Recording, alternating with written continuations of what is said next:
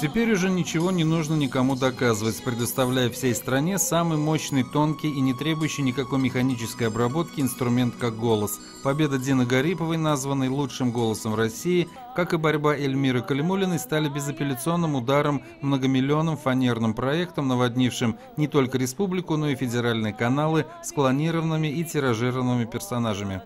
И насколько этот голос дает человеку право на индивидуальность, на такое какое-то особенное существование?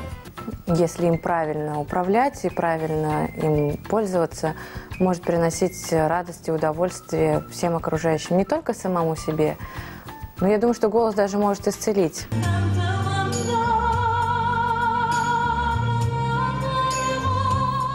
Уроженка Зеленодольска Дина Гарипова занимается музыкой с 5,5 лет. Сначала в Зеленодольском музыкальном театре «Золотой микрофон», затем участвует в президентском бренде «Созвездие Юлдызлык», работает вожатой на творческих сменах, а также в шефских концертах на Черноморском флоте и лагере «Артек».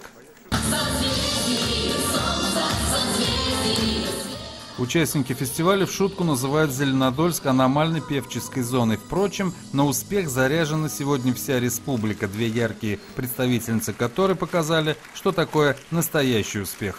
Наверное, она сама себя готовила к чему-то большому. И вот, наверное, оно и свершилось.